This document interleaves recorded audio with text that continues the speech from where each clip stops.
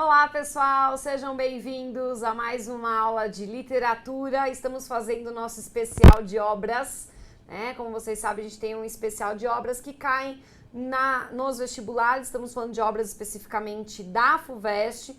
E agora eu vou começar falando com vocês da obra Vidas Secas, do Graciliano Ramos, que é um livro muito querido também, para mim, porque caiu na minha época de vestibular, então é um livro interessantíssimo, é um livro do qual eu gosto muito. E aí a gente vai começar a falar um pouquinho sobre essa obra interessantíssima, que dialoga com muitas outras, e vamos lá. Como vocês sabem, eu sempre falo um pouquinho do contexto da obra, do autor, em que momento foi escrita e tudo mais, tá? Antes da gente entrar nos detalhes em si da obra. O autor é o Graciliano Ramos de Oliveira, ele é de 1892 e morreu em 1953. Ele é um autor modernista da segunda fase, né, do Brasil. Como vocês sabem ou lembram, espero eu, nós tivemos 3 fases no modernismo brasileiro. Nós tivemos a primeira fase, que é a fase mais radical, que é a fase modernista mesmo, de quebra de paradigmas. Nós tivemos que a engajado, o modernismo mais forte. Nós temos a segunda fase, que é uma fase mais regionalista, então os autores que pertencem a essa fase são regionalistas, que é o caso do Graciliano. E nós temos a terceira fase, que é uma fase considerada mais fantástica, mais transcendental, que é representada por outros autores. E aí nós temos Graciliano, ele é político, ele tem funções políticas aqui no Brasil, se não me engano ele foi deputado, né? Ele é da região do Nordeste, e aí a obra dele tem muito a ver com esta região, e o marco, a obra ímpar dele é Vidas Secas mesmo.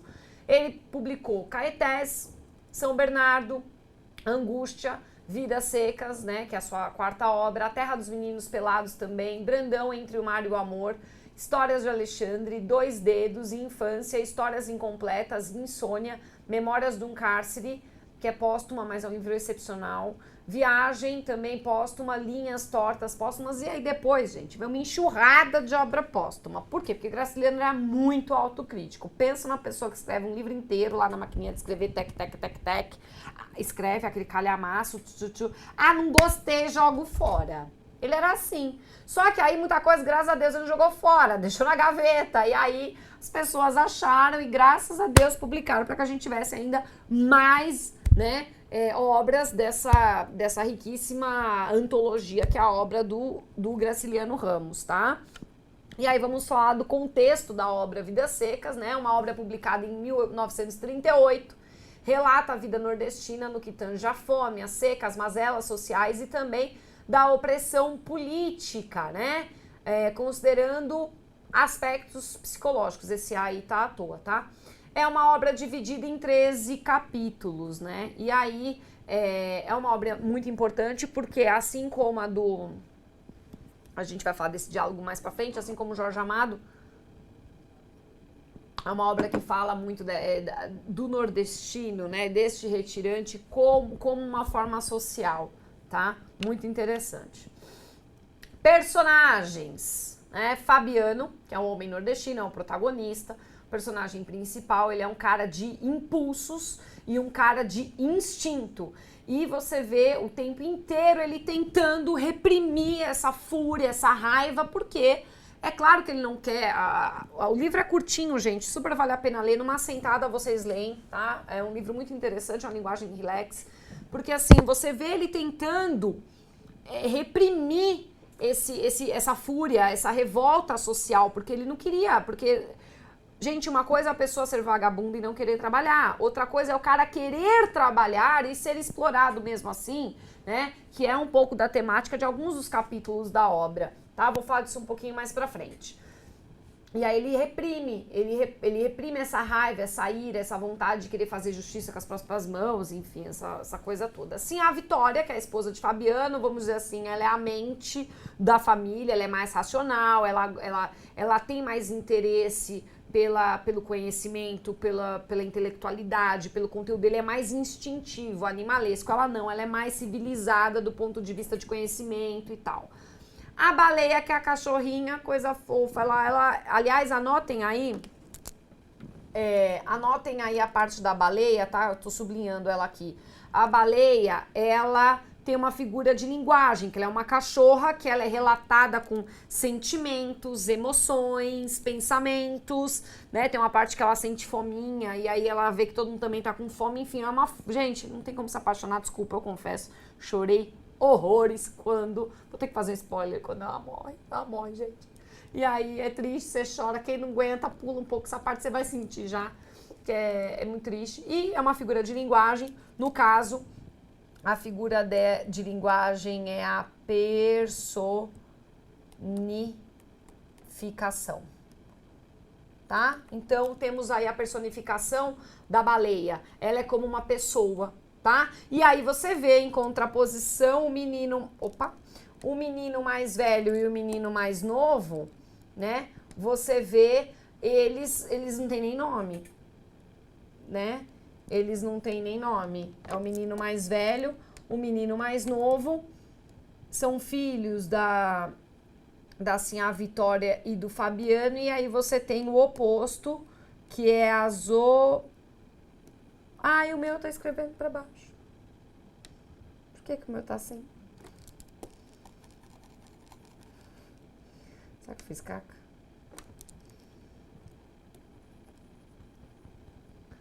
Zoomorfização, tá? Que é transformar a personagem em animal, né? Porque não tem nem nome, como bicho mais velho, bicho mais novo, sabe? E ele, o mais velho, ele puxa mais pra mãe, ele gosta ele quer ler, quer entender, quer saber as coisas, e o mais novo não, o mais novo ele curte, ele tem mais a pegada do pai, assim, ele admira mais o pai, mais instintivo e tal. Tem o Tomás da Bolandeira, que é um amigo de Fabiano, um presente só em lembranças, tá? Então, essa imagem desse Tomás, quando o Fabiano tá pra fazer uma meleca, tá pra dar aquele pico de agressividade, aquela loucura, tal, ele dá uma segurada, ele lembra desse amigo, das palavras, enfim. Então, esse Tomás da Bolandeira, ele aparece em lembrança. Tem o patrão, que é o dono da fazenda, que é o Safadão, né? Um palhaço que explora o coitado do Fabiano. E tem o Soldado Amarelo, que é um militar que aí entra como um antagonista, ou seja, como um contraponto do Fabiano, tá? Ele é um militar, ele prende o Fabiano, né? Depois eu comento isso. Enfim, ele representa aí a lei, a ordem, as morais, os bons costumes, blá, blá. E aí vamos ao enredo, né? Ele começa, na verdade, eu sempre falo, se você quiser pode começar de qualquer capítulo, porque é cíclico. Né, os 13 capítulos são cíclicos, então você pode ler qualquer ordem, não tem problema, né? E o que acontece? Começa já naquela estradinha de terra batida, eles andando ali naquele sol escaldante, a família toda com a cachorrinha. Aí eles encontram uma casa abandonada, se instalam lá, né? Só que eles sentem a chuva chegando. Opa, vai chover, que aliás é lindo esse relato, né? Porque, não sei se vocês sabem, no Nordeste tem locais que fica realmente muito tempo sem chover, anos, 2, 3 anos. Então, tem criancinha que nasce e tal, quando tem 3, 4 aninhos, vê a chuva pela primeira vez. Então, é uma festa, é uma imagem bonita que o Graciliano até relata essa parte da chuva. Só que aí, tem essa chuva... E aí eles começam a plantar, né? Porque com água a terra torna-se fértil novamente, eles começam a plantar, tudo mais. E aí o dono das terras encontra a família lá. E aí o dono vai lá para expulsá-lo, mas no final o Fabiano fala, não, eu só quero trabalhar. E aí acaba contratando ele. E aí é engraçado porque o Fabiano acha que chegou, né, a vez dele, ele bota a roupa de vaqueiro, boiadeiro, sei lá o nome. E aí ele anda, ele vai trabalhar e tudo mais, só que aí tem aqueles contratos, né? Ele tem que comprar as coisas na venda da fazenda, né? E aí as coisas são super caras. Então, sei lá, vamos supor que o arroz no mercado, sei lá, um pacote é R$5, lá ele pagava 30, porque você só podia comprar da fazenda. Aí o que acontece? Ele fica pé da vida com essa situação, ele vai comprar mantimentos para a família dele fora da fazenda. E nessas... ele acaba caindo num jogo de baralho, parece, e aí o Soldado Amarelo joga também, os dois perdem, mas aí o Soldado Amarelo fica com raiva dele, vai lá e prende ele, e depois ele é solto, né? E aí, mais uma vez, a questão do Fabiano conter a raiva e tudo mais. Nessa questão do Soldado Amarelo, como eu havia comentado, O Soldado Amarelo, ele representa, né, Graciliano era comunista, tá, gente? Então, só pra vocês entenderem, a crítica social era fortíssima, o período do governo era a ditadura da época do Vargas, do Getúlio Vargas, então era Vargas aí. E aí, e aí, claro, né, tem aquela coisa do, vamos fazer um adendo aqui, não vamos nos comprometer. E aí é interessante, o que acontece? Ele pega... ele tem a chance, o Fabiano, de depois matar o Soldado Amarelo. O Soldado Amarelo fica vulnerável. Ele tem chance de matar, mas não mata.